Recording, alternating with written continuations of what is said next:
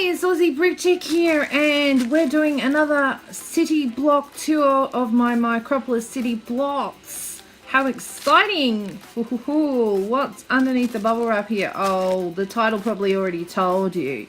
Spoilers. Okay, so under the bubble wrap, what have we got in here? You will see a deconstructed version of my Japanese gardens. Now to pack it flat, I have to take down some of the pieces so that they fit neatly and they don't end up broken in transit. So let's have a closer look and get this cling wrap off. Okay, time to take the cling wrap off. Lots of cling wrap keeps everything inside. So I don't lose all the little pieces. Wrap it one way, wrap it the other. And hopefully we don't lose any bits in transit. So we just pop things back together. Oh gosh, my gate. A little wacko. Shinto Gate goes there. Okay, looks like everything travelled pretty well this time. Just give me a second while I take all the bubble wrap from underneath it. So this is my Ninjago Gardens, or Japanese garden. And to begin with, I was actually inspired by a Toys R Us make and take that was Ninjago themed. And one of the things we made was this little Shinto Gate, and I looked at it and I went, oh, that's a bit big, but I can do something with that. So I scaled it down and I used some of those studs that have the holes in the top, so that you can actually put it in a place that you normally wouldn't be able to put with a regular stud. And I think it came out really nice. For the scale, it's really quite tricky. Really quite tricky to achieve stuff of this amount of detail at this scale. So if you look all the way around, I have this beautiful fence that's in black. We've got these modified plates with a clip that makes this gorgeous black fence all the way around the outside of it. How wonderful is that? Makes it look very realistic, because I would imagine that a garden like this in the middle of the city would have to have a wall around it just to keep it safe. So let's have a look on the inside a bit. So you can see that I have some winding paths here, because Japanese gardens generally don't have very many straight lines. It's not very good feng shui.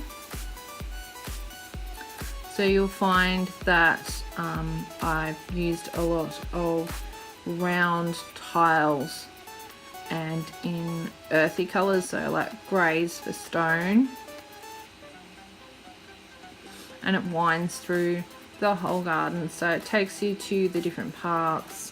It leads you up to the bridge here, so that you can go across this bridge over to the little island, or you can go over this bridge and come over here to this building. We've got some Zen Gardens too, so you can see the raked sand.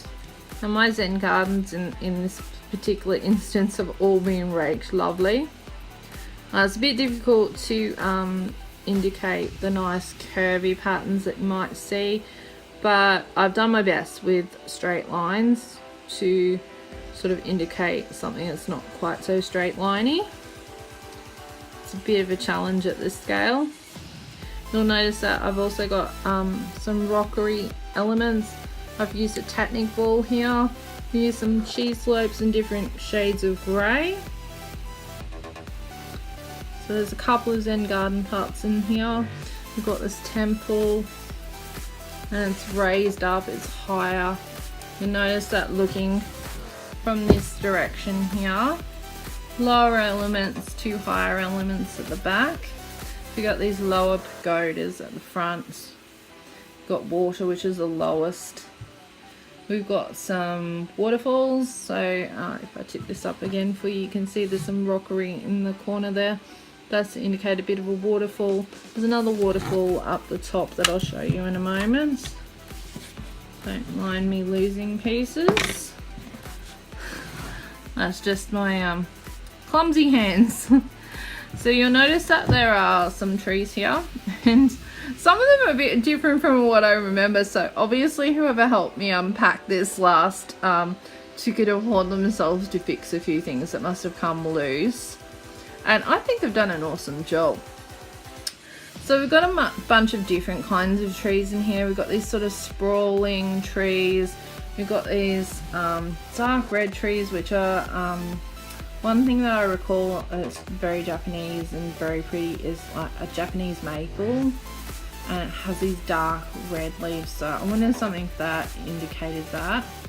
And you'll notice that there are some dark red elements that sort of link all the way across the build. So we've got dark red here, we've got low dark red here, we've got a dark red bridge, and then another dark red tree behind the temple.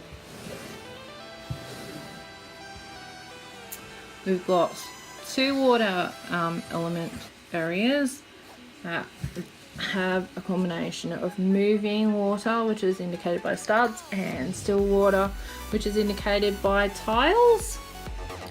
And that's just light strands, tiles on top of some grey plates underneath them to give them that colour. You'll also notice that I've stacked up plates of different colours to indicate the terrain movement from low to higher, because you do have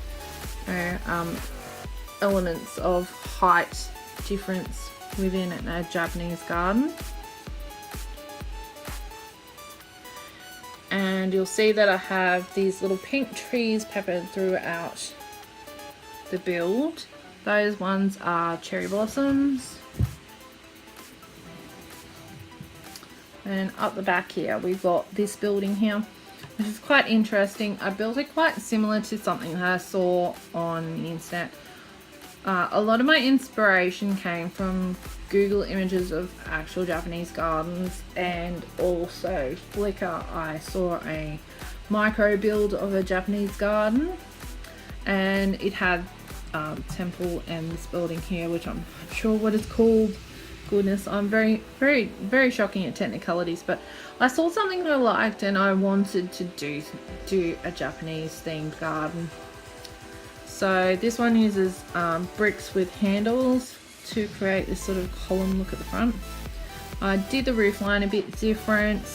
I've used these grilled ramp pieces, and I've got this angled roof piece on top.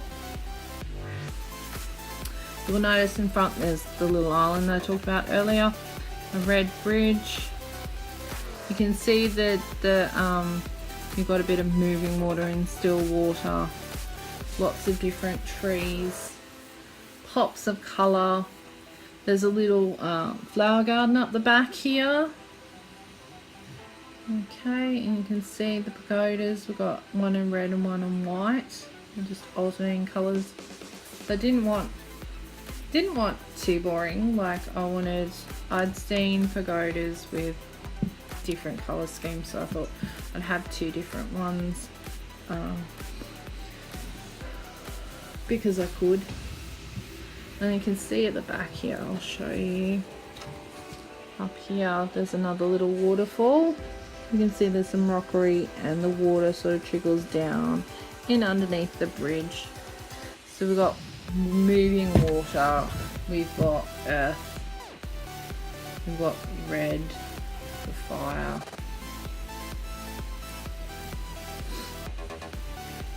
It's all very beautifully put together. So I started by designing this on the Lego Digital Designer, and then I fine-tuned it once I started building it and realised that some of the parts I just wasn't getting my hands on in any particular hurry. So I had to improvise a bit. Some bits a little bit different from my original design. should probably dig it up and see if I can find it so I can show you guys the difference between what I originally designed in Lego Digital Designer and how this one came out. Yeah, I'm pretty happy with it overall because it was very difficult to get the feelings of curves with such a straight product. You know, Lego's pretty much nearly all straight lines. You know, you do have some curves with like your rounded bricks and plates, but to do that in 3 dimensions is a bit of a stretch. So I think I've done pretty well. I'm pretty happy with this one. This was the very first block I ever made, and I don't think I've ever really topped it with, you know, the level of detail in the whole build itself. So what do you think, guys? Do you love this one as much as I do? Do you love Japanese gardens? Let me know in the comments below. Those of you who have subscribed, thank you so much. You guys keep me going. You keep me building, you keep me motivated to make videos. And yeah, as always, get inspired, guys. Make things. Don't be afraid. You know, we all started somewhere, and I only started building things a little over a year ago in this scale, and you learn so much as you go along. So that's it for today, guys. Thank you so much for watching. I will keep doing these block tours as long as you guys keep watching them. Don't forget to like this video. Don't forget to subscribe if you haven't already. And I will see you guys next time. Bye-bye.